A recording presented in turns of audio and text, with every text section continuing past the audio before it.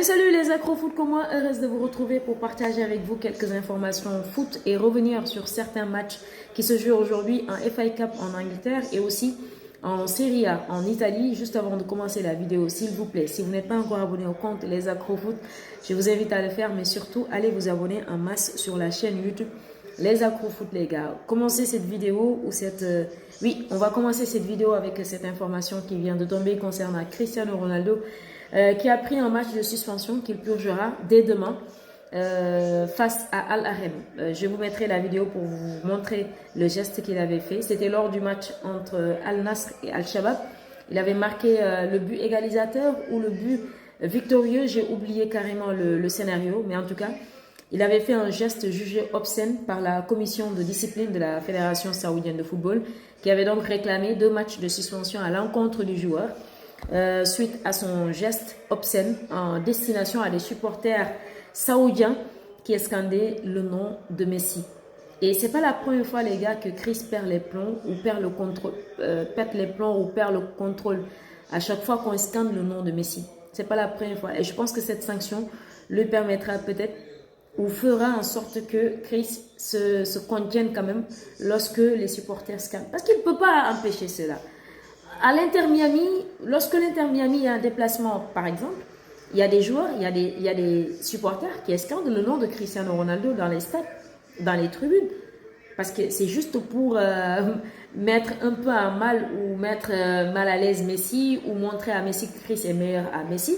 Mais c'est normal aussi qu'en Saudi Pro League, que les gens scandent le nom de Messi pour dire que Messi est meilleur que toi. Je pense que cette rivalité, pour moi, elle ne prévaut plus. Mais soyez un Maradona, un Pelé, un Chris ou un Messi. Si vous faites quelque chose à l'encontre du football, un geste à l'encontre des valeurs ou de l'éthique du football, pour moi, c'est normal que vous soyez sanctionné. Donc les gars, j'attends vos avis en commentaire. Retenez juste que Chris a été suspendu 2 matchs et demain, il va le purger car il ne sera pas sur la feuille de match de Al Nasr. On va aller en Italie les gars, en Serie A, où il y avait le match entre Inter qui recevait l'Atlanta. Donc victoire des Interistes sur le score de 4-1. Il y avait également le match entre Sassuolo et Naples. Victoire des Napolitains sur le score de 6-1. Et d'abord, pour le match entre Inter et Atlanta. L'Inter Milan, les gars, ne fait que poursuivre sa série monstrueuse de victoires en Serie A. Et pour moi, sur les 5 grands championnats, il n'y a que le Bayern Leverkusen qui fait mieux, qui n'a pas encore enregistré la moindre défaite. Et en Serie A, Inter, je vais vous dire, déjà c'est le 11e succès qu'il signe aujourd'hui en toute compétition confondue. Mais en Serie A, le bilan de l'Inter est exceptionnel, les gars. En 26 matchs, c'est 22 victoires, 3 nuls, une seule défaite. Il n'y a que le Bayern Leverkusen qui fait mieux en Europe. Il n'y a que le Bayern Leverkusen, je dis bien, qui fait mieux. Donc, c'est une victoire éclatante, surtout avec un Lautaro Martinez qui est en feu cette saison. Je pense qu'il est en train de faire la meilleure saison de sa carrière. La meilleure saison de sa carrière. Le gars, il est tellement efficace devant les buts. Il prend les bonnes décisions quand il le faut. Avec son binôme. Oui, je dis binôme parce que le français Thuram. Ces deux-là, ils portent carrément l'Inter cette année. Mais il n'y a pas que ces 2 joueurs-là. Que dire de Federico Di Marco qui fait de Fratesi, de Darmian, Matteo Darmian. Ça dit qu'il n'y a pas un seul joueur qu'on va révéler au niveau de l'Inter et dire que c'est un joueur de tocard. Il n'y en a pas cette saison. Donc tous les joueurs mouillent le maillot. Ils ont marqué 67 buts. 67 buts les gars et ils n'ont encaissé que 12 buts cette saison. Moi, cette année, je ne vois pas une autre équipe remporter la Serie A parce que là, ils sont à 12 longueurs d'avance sur la Juventus. Oui, à 12 points d'avance sur la Juventus. Donc, une saison vraiment monumentale des Interistes sous Inzaghi. En plus, sous Inzaghi, il faut le préciser. L'autre match, c'était entre Naples et Sassuolo. Donc, Naples qui était en déplacement.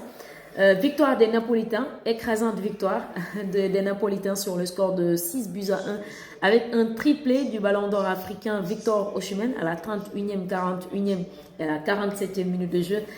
Il a vraiment fait un très gros match aujourd'hui. Donc ça leur permet, cette victoire permet à Naples de grimper à la 9e place parce que tout le monde sait déjà les difficultés de Naples cette saison. Alors vite fait, on va aller en Angleterre les gars où se jouaient les matchs de 8e de finale comme je vous le disais tout à l'heure. C'était le match entre Liverpool-Southampton, victoire des Reds sur le score de 3-0. Manchester United était en déplacement à Nottingham Forest, autant pour moi, chez Moussa Niarete. Victoire des Mancuniens sur le score de 1-0. Un but marqué par une magnifique tête du Brésilien Casimiro, qui permet sur un coup franc de Fernandez, je pense bien Bruno Fernandez, oui. Donc Casimiro qui coupe tout simplement au premier poteau. Magnifique but. Donc qui permet à United de passer donc au quart de finale. Victoire de Wolverhampton face à Brighton sur le score de 1-0 également. Et le match entre Chelsea et Leeds, pour moi c'est le match de la soirée parce que les Blues étaient vraiment mis en difficulté aujourd'hui. Et heureusement que Gallagher marque un superbe but.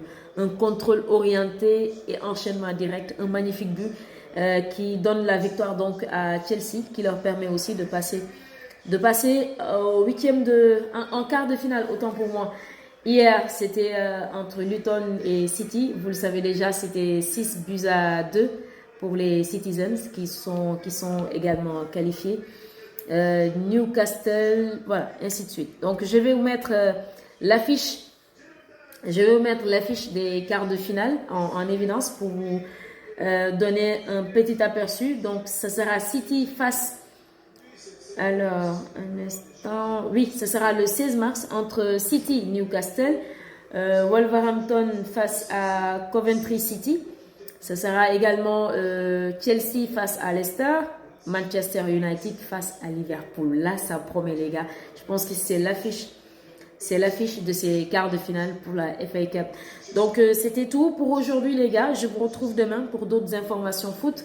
Et n'hésitez pas de donner vos avis en commentaire, mais surtout likez et partagez la page autour de vous. Mais surtout, comme je le disais tout à l'heure à l'entame de mes propos, n'oubliez surtout pas de vous abonner à la chaîne YouTube Les Accros Foot les gars.